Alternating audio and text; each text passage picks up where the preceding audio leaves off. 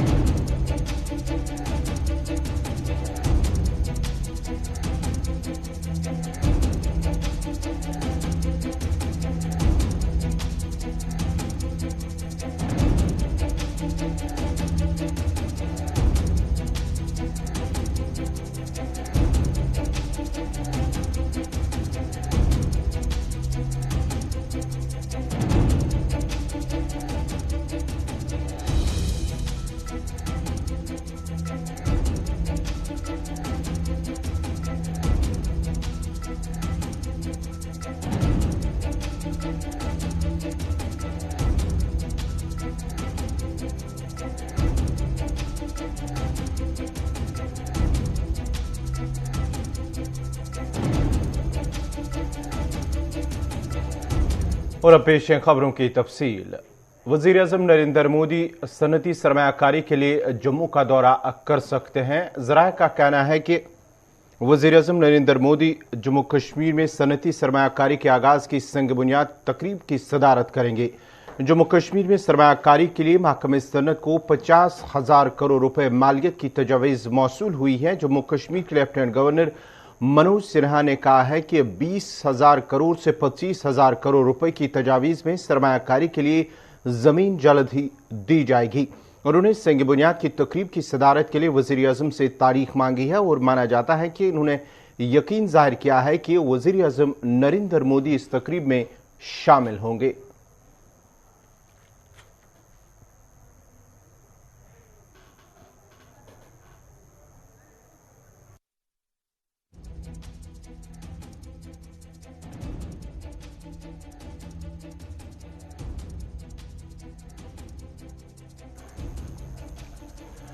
रियासी में सड़क के एक हादसे में एक शख्स जान बहक जबकि मजीद 6 जख्मी हो गए हैं। गुज़श्ता शब एक तेज रफ्तार इको कार कालीदर के करीब ड्राइवर के काबू से बाहर होकर एक गहरी खाई में जा गिरी, जिसके नतीजे में एक नौजवान की मौके पर ही मौत हो गई है, जबकि कार में सवार मजीद 6 जख्मी हो गए हैं। जख्मियों को मजीद इलाज मुआवजे के लिए जीएमसी जम्मू मुंतकिल किया गया है। जान बहक नौजवान की शिनाख्त सुरनकोट के रहने वाले मोहम्मद जावेद के बतौर हुई है, जबकि जख्मियों की शिनाख्त मोहम्मद हफीज, वसीम अंजुम, मोहम्मद ताज, मोहम्मद आरिफ, जहीर अहमद और आमिर के बतौर हुई है।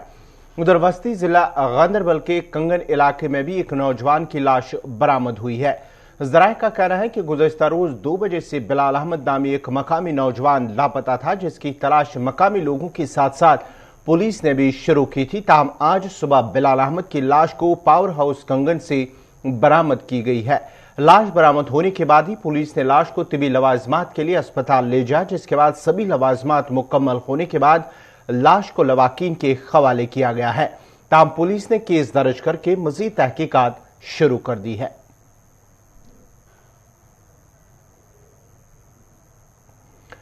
जम्मू कश्मीर में कोरोना के मस्बत केसों में आई कमी के दौरान जहां पाबंदियों को खत्म किया जा रहा है और आहिस्ता आहिस्ता तालीमी इदारों को भी दोबारा खोलने की राह हमवार हो रही है, वहीं आज इंतजामिया ने श्रीनगर के मशहूर संडे मार्केट को दोबारा खोलने की इजाजत दी है, जिस दौरान सुबह से ही इस मार्केट से जुड़े अफराद ने साजो सामान अपना सामान सजाया हुआ है और ग्राहकों के इंतजार में नजर आ रहे हैं। अगरचे सुबह सुबह ग्राहकों की कम ही तादाद नजर आ रही थी, ताहम दिन गुजरने के साथ साथ खरीदारों की तादाद में इजाफा हो सकता है। इस मौके पर कारोबारियों ने खुशी का इजहार करते हुए इंतजामिया के इस फैसले का खैर मकदम करते हुए जिला इंतजामिया श्रीनगर का शुक्रिया भी अदा किया।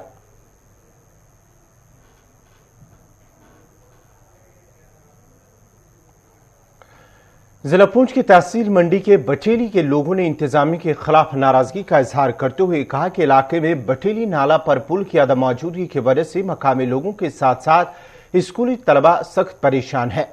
मकानी लोगों का कहना है कि बच्चों को नाला पार करना मौत को दावत देने के बराबर है। उन्होंने कहा कि इलाके के लोग गुज़िश्ता कई बरसों से पुल के नाम पर वोट देते आए हैं, मगर किसी ने लोगों की मुश्किलात दूर करने में कोई पहल नहीं की है। उन्होंने एलजी मनोज सिन्हा से अपील की है कि लोगों की मुश्किलात दूर करने के लिए वो जाती मुदाखलत करें।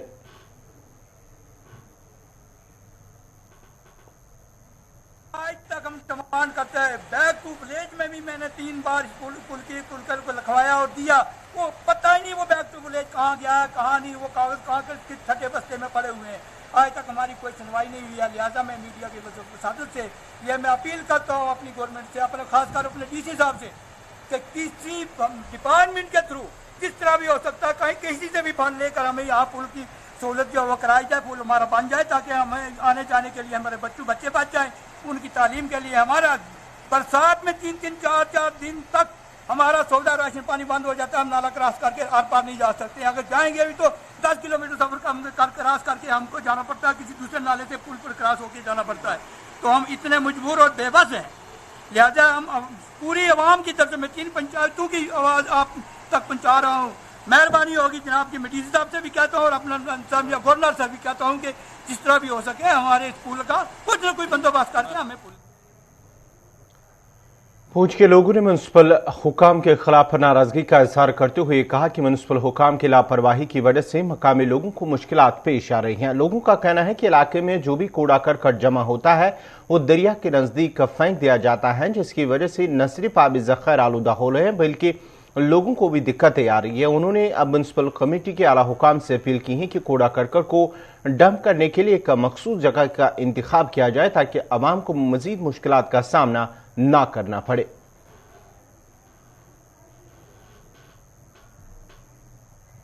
पहले तो मैं आपको बता दूं कि पुंछ जो है, पुंछ का शेर कश्मीर ब्रिज जो है, ये पुंछ की लाइफ लाइन है और इस वक्त हमारी हिंदुस्तान गवर्नमेंट और जम्मू कश्मीर की यूटी गवर्नमेंट जो है करोड़ों रुपए जो है और टूरिज्म पर खर्च कर रही है।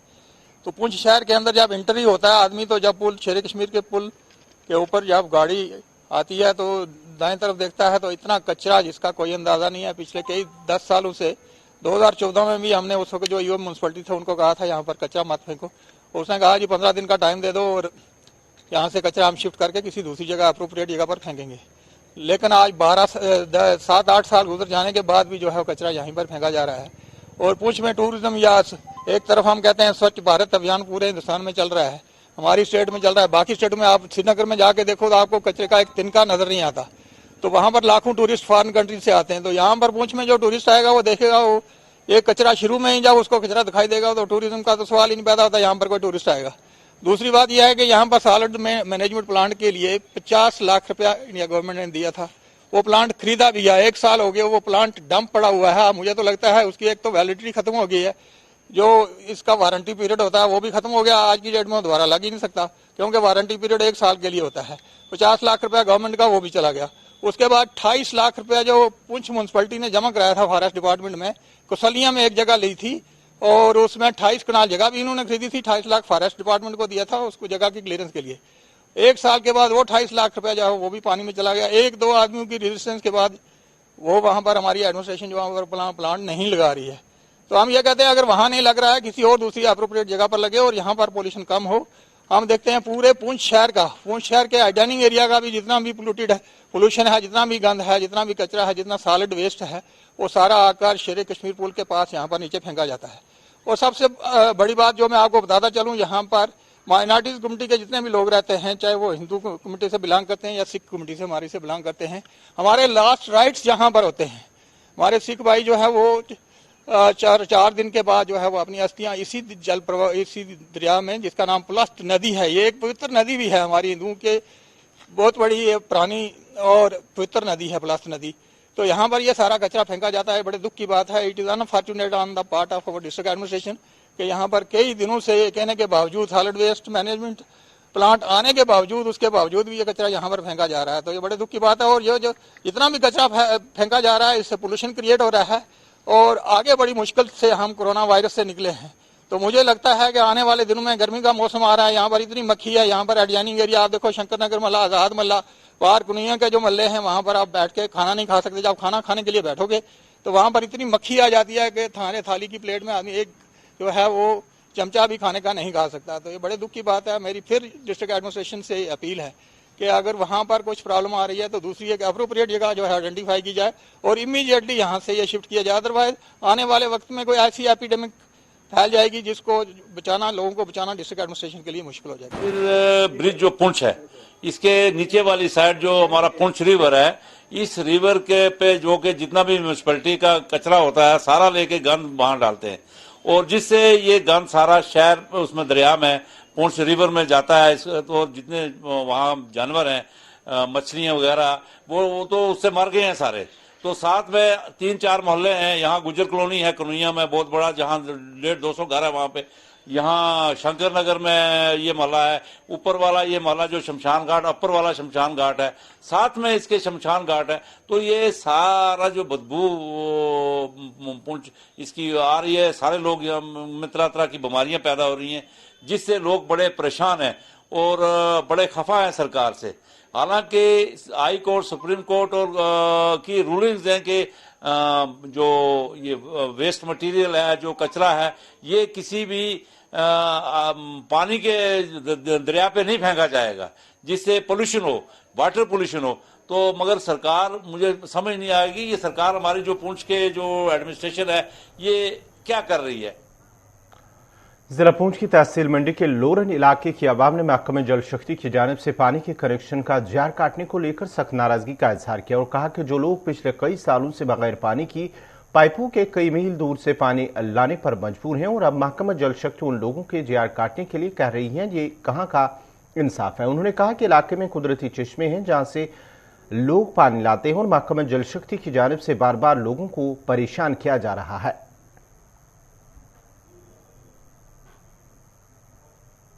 जो ये बिल पीएचई में हमारे नाम, आवाम के नाम, लोगों के नाम, गरीबों के नाम बन रहे हैं, लेकिन समझ में नहीं आ रहा है कैसे बिल है, कैसा किराया है। 1972-73 की तकरीबन चंद घरों में वो पाइपें लगी हुई है। आज जो घर है वो पानी के बगैर तिरसा रहे हैं।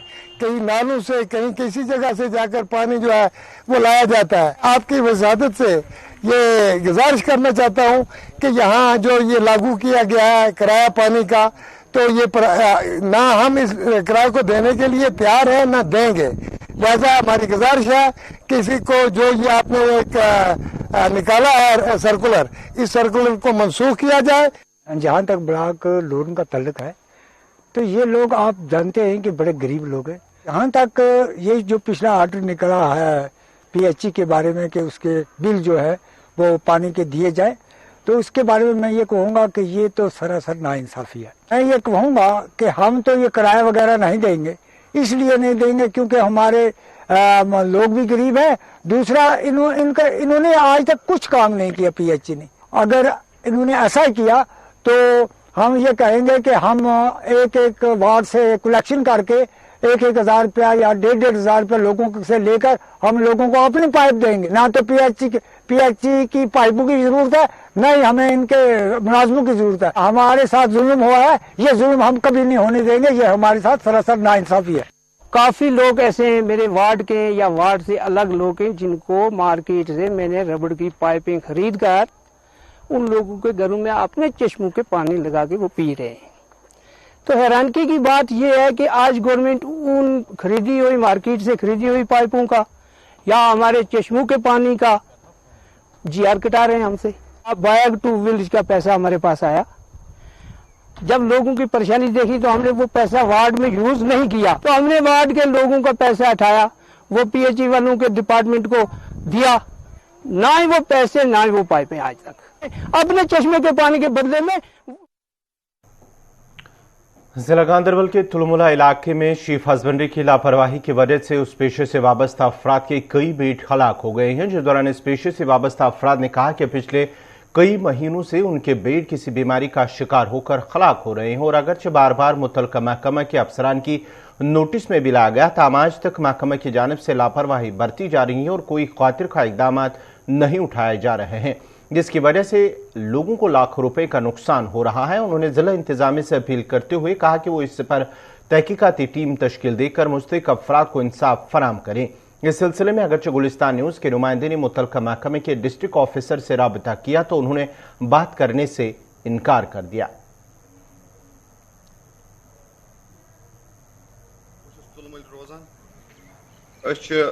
शीपस तीरन यानी कि लगभग 10 वरी मे तीरन पत्मो 2 रेतों पे गई कम सर मे मूद लगभग 24 बर्ड डिपार्टमेंटन कर यमो अक लट मे योर डॉक्टर साहब तत पे वनुक तान वो मे कहें डॉक्टर साहब इवन कि कंसर्न डॉक्टर साहब ये मे सह वनुक तान वो बत कहें मे योत yin बह शुक्र गुजार तुंद कि तुम वनस तह पुन कमती वक्त करो जाय तुम वनस योत मेडिशन कि क्या दलील अगर मतलब सरकार वनस वन यूतन डेवलपमेंट कर ये डेवलपमेंट यह यूतन सनस कर 1.5 रेत मे डॉक्टर डिस्ट्रिक्ट ऑफिसर सुबह डॉक्टर साहब सूज तत पे वनुक तान मे वुचमुत कहें हाँ नफर वाहिद ओवैस साहब अत सह बिचार इंजेक्शन विजेक्शन कर बाकी सह ट्रीटमेंट कर सह बिचार मे दोहे अकिस तुम वो वनस पान कि 4 दह गबे वनस तमिस बसदानी नबर नीर 4 दह मे डॉक्टर साहब कहें ब्रो तमिस कुछ कर। 90 की दहाई से पहले भारत में पेंसिल बनाने के लिए लकड़ी चीन, जर्मनी और दीगर ममालिक से लानी पड़ती थी। ताहम अब जनूबी कश्मीर के जिला पुलवामा से 70% स्लेट तैयार की जाती है और पेंसिल बनाने वाली कंपनियों को बेची जाती है। जिला पुलवामा को कई वजूहात से पूरी दुनिया में माना और जाना जाता है। यहाँ के सेब, बादाम, अखरोट, जाफरान और दीगर चीजों के लिए पूरी दुनिया में मशहूर है। पुलवामा में दूध की पैदावार भी सबसे ज्यादा है। अब यहाँ पेंसिल बनाने का कारोबार हो रहा है। इन खासियत के बाद इस जिले को जल्द ही मुल्क का पेंसिल जिला भी करार दिया जाएगा, क्योंकि जिले में पेंसिल बनाने के लिए 70% से ज्यादा स्लेट तैयार की जाती है, जो मुल्क की दूसरी रियासतों में पेंसिल बनाने के लिए भेजी जाती है। जम्मू कश्मीर इंतजामिया जिला पुलवामा को मुल्क का पेंसिल जिला करार देने की सोच रही है। वहीं ये यूनिट्स कोविड-19 और लॉकडाउन से मुतासिर हुई हैं। लॉकडाउन की वजह से स्कूल बंद पड़े हैं, इसलिए बच्चे पेंसिल का इस्तेमाल कम कर रहे हैं, जिसकी वजह से इन यूनिट होल्डर्स को काफी नुकसान हो रहा है। उनके मुताबिक उन्हें इंतजामिया ने इस दौरान कोई मदद नहीं की, लेकिन ये यूनिट दर्जनों नौजवानों के रोजगार का जरिया भी बना है। गुलिस्तान न्यूज के नुमाइंदे गाजी खुर्शीद ने पेंसिल विलेज का दौरा किया और इन लोगों से बात की। मौजूद हूँ पेंसिल विलेज उखू काकपोरा में, जहाँ पे आप देख रहे हैं कि यहाँ पे जो लड़के और लड़कियां मिलकर एक साथ काम करते हैं, वो किस तरह से यहाँ अपना काम अंजाम दे रहे हैं। वहीं पे बात करें जिस तरह से प्राइम मिनिस्टर ऑफ इंडिया ने भी इस गांव का नाम लिया और इस गांव को पेंसिल विलेज करार दिया। लॉकडाउन था, लॉकडाउन खत्म होने के बाद अब हमने इस पेंसिल विलेज गांव का रुख किया और यहाँ पे देखा जो यहाँ पेंसिल फैक्ट्री है, जहाँ पे काम कई सालों से चल रहा है। इस पेंसिल फैक्ट्री की क्या सूरत हाल है और क्या काम उसी तरह से चलता है जिस तरह से कोविड लॉकडाउन से पहले चलता था, और यहाँ की सूरत हाल किस तरह की है। जो बेरोजगार लड़के यहाँ पे काम कर रहे थे, जिन्हें यहाँ पे रोजगार मिला, रोजगार के साथ साथ उन्हें इज्जत भी मिली और शोहरत भी मिली। तो उसी हवाले से हम आज यहाँ पे आए और यहाँ पे हम ये जानने की कोशिश करेंगे कि क्या इस पेंसिल फैक्ट्री में उसी तरह से काम चल रहा है, उसी तरह से जो इस पेंसिल फैक्ट्री का जो माल यहाँ से सप्लाई बाकी स्टेटों में जाता था, उसी तरह से डिमांड है, उसी तरह से काम चल रहा है और इसका क्या स्टेटस है आज, वही देखने के लिए हम यहाँ पे मौजूद हैं। और हमारे साथ बात करने के लिए हम आपको कुछ विजुअल्स भी इस फैक्ट्री के दिखाना चाहेंगे, जो हम विजुअल्स आप तक बराह रास्त पहुँचाने की कोशिश करेंगे। वो विजुअल्स आप देखिए कि किस तरह से यहाँ पे काम हो रहा है, जिसमें यहाँ के जो कंसर्न एरिया के जो लड़के और लड़कियां हैं, पढ़े लिखे लड़के और लड़कियां हैं, जिन्हें रोजगार की तलाश थी, उन्हें यहाँ पे रोजगार के साथ साथ इज्जत भी मिली और कामकाज भी मिला। तो वो विजुअल्स भी आप तक पहुंचाने की हम कोशिश करेंगे, वो विजुअल्स भी आपको दिखाएंगे। लेकिन इस पेंसिल फैक्ट्री का क्या स्टेटस है, किस तरह का यहाँ पे कारोबार चल रहा है, किस तरह से बिजनेस यहाँ पे चल रही है, उस हवाले से हम यहाँ के जो मैनेजर है, मैनेजर साहब से हम बात करेंगे और ये जानना चाहेंगे कि क्या कुछ कोविड लॉकडाउन के बाद इस पेंसिल फैक्ट्री का स्टेटस है। जी, गुलिस्तान न्यूज़ चैनल में आपका वेलकम है, आपका स्वागत है। हमें ये बताइए कि लॉकडाउन के बाद अब फिर से यहाँ पे काम शुरू हुआ है, किस तरह का कामकाज आज चल रहा है? क्या जिस तरह से पहले इस फैक्ट्री का बड़ा नाम मिनिस्टर ऑफ इंडिया ने भी इस फैक्ट्री का नाम लिया और इस गांव को पेंसिल विलेज करार दिया, तो क्या उसी तरह से यहाँ आज भी काम चल रहा है? अस्सलाम वालेकुम, आप लोगों का बहुत बहुत शुक्रिया कि आप आज हमारे इस गांव में आए, हमारी फैक्ट्री का आपने रुख किया, उसके लिए आप लोगों का बहुत बहुत शुक्रिया। सबसे पहले मैं ये बताना चाहता हूँ कि कोविड की वजह से यहाँ बहुत प्रॉब्लम हुई है। कोविड से पहले हमारा काम जो था वो बहुत ही, लेकिन खुदा के फजल करम से अब थोड़ा कोविड की भी लहर जो है वो थोड़ी धीमी हो गई है। अब लग रहा है ऊपर वाले के करम से कि नहीं, अब काम फिर से वही रफ्तार पकड़ेगी जो कोविड से पहले जो हालात थे, जैसे काम बढ़िया से चल रहा था। अब हम भरोसा कर रहे हैं, अल्लाह ताला पर भरोसा है ही, हम उम्मीद करते हैं कि यह काम अब फिर से वही रफ्तार पकड़ेगा जो पहले इसने पकड़ी थी। क्या हम ये कहें कि कोविड लॉकडाउन से पहले जितने यहाँ पे बेरोजगार नौजवान लड़कों और लड़कियों को रोजगार मिला था, वो तादाद अभी बराबर है? क्या वो तादाद कम हो गई है जितने लोग यहाँ पे काम कर रहे हैं? और जो माल यहाँ से बाहर जाता था बाहर की रियासतों में, वो माल अभी भी बराबर जा रहा है? उसकी डिमांड वैसी है जैसे पहले थी या कम हो गई है? नहीं, कोविड से पहले जो डिमांड थी वो कोविड के दिनों में नहीं रही। कोविड के दिनों में बहुत डिमांड डाउन हो गई, क्योंकि हमारा जो ये काम जो है, हमारा जो मैन्युफैक्चरिंग जो है, ये स्कूलों के साथ रिलेशन है इसका। जब तक बच्चे स्कूल नहीं जाएंगे हमारा पेंशन निकलेगा ही नहीं। अब जरा नजर डालते हैं आलमी खबरों पर भी। यूक्रेन के मामले पर अमेरिका के सदर जो बिडेन और रूस के सदर व्लादिमीर पुतिन के दरमियान टेलीफोनिक राबिता हुआ है। ताहम दोनों रहनुमाओं के दरमियान बातचीत के नतीजे में यूक्रेन के तनाज़े पर कोई पेशरफ्त नहीं हुई। अमेरिकी ओहदेदार का कहना है कि टेलीफोन कॉल पेशेवराना और अहम अमूर से मुतल्लिक थी जो 1 घंटे से ज्यादा जारी रही। रूस ने हमसाया मुल्क यूक्रेन को 3 अतराफ से घेरने के लिए फिजाई, बहरी और बरी अफवाज की तैनाती पर मगरिब और रूस के दरमियान तातुल को खत्म करने में कोई पेशरफ्त नहीं की। एहलकार का कहना था कि अमेरिका ने ऐसी तजावीज पेश की हैं जिनसे यूरोपीय सिक्योरिटी में इजाफा होगा और रूस के बाद बयान करदा खदशात को भी दूर किया जाएगा, जबकि यूक्रेन की खुद मुख्तारी का एहतराम करने का अज़म भी जाहिर किया है। अमेरिकी ओहदेदार के मुताबिक अमेरिकी और रूसी सदूर की गुफ्तगू के नतीजे में कई हफ्तों से जारी तनाज़े पर अभी भी सूरत-ए-हाल जूं की तू है। व्हाइट हाउस से जारी बयान के मुताबिक सदर जो बिडेन का कहना है कि अमेरिका अपने इत्तेहादियों के साथ सफारतकारी के साथ साथ दीगर ऑप्शन के लिए भी तैयार है। अगर रूस ने यूक्रेन पर हमला किया तो इससे अमेरिका और इसके इत्तेहादियों के फैसला को रद्दअमल का सामना करना पड़ेगा। रूसी जाहिरियत से बड़े पैमाने पर मुश्किलात पैदा होंगी और इसका मौक़िफ़ कमजोर पड़ जाएगा।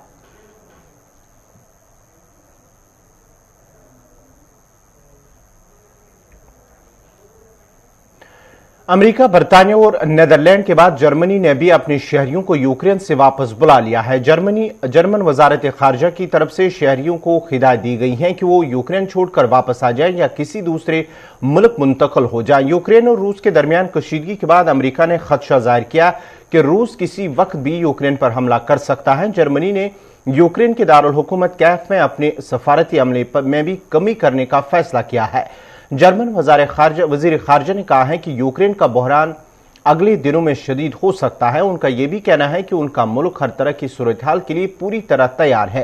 उन्होंने मजीद कहा कि जर्मनी, रूस और यूक्रेन में शिद्दत इख्तियार करते बहरान में कमी लाने की तमाम कोशिशें जारी रखे हुई हैं और इसके सफारती हल की कोशिश कर रहा है। उर्दन की हुकूमत ने अपने शहरियों को यूक्रेन छोड़ देने की हिदायत की है। उर्दनी वजारत खारजा ने अपने शहरियों को यूक्रेन का मुमकिन सफर इख्तियार करने से गुरेज करने का भी कहा है। कई यूरोपीय ममालिक ऐसी हिदायत अपने शहरियों को पहले ही दे चुके हैं। अमेरिकी इंटेलिजेंस रिपोर्ट के मुताबिक रूस बीजिंग में मुनक्कदा सरमाए ओलंपिक्स के इख्तिताम से कबल यूक्रेन पर हमला कर सकता है। अमेरिकी खुफिया इदारों की रिपोर्ट ने यूरोपीय अक़वाम में तशवीश भी पैदा कर दी है।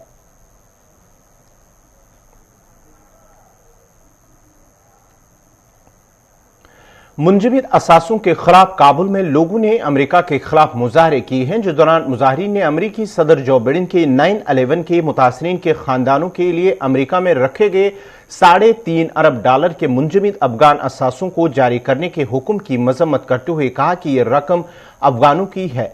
मुजाहरीन ने काबुल की ईदगाह मस्जिद के बाहर जमा होकर अमेरिका से मुतालबा किया कि उन हजारों अफगानों के लिए माली मुआवजा दिया जाए जो अफगानिस्तान में गुज़श्ता 2 दहाइयों के दौरान हलाक हुए हैं।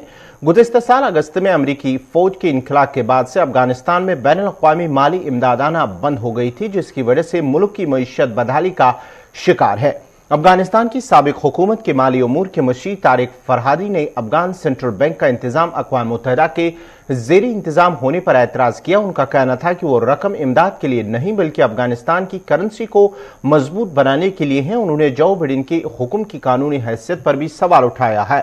उनका कहना था कि ये असासे अफगान अवाम के हैं, तालिबान के नहीं। बाइडेन का फैसला यकतरफा है और बैनुल अक़वामी कानून से मुतावकत नहीं रखता। दुनिया में कोई भी मुल्क किसी दूसरे मुल्क के असासे ज़ब्त करने का फैसला नहीं कर सकता है।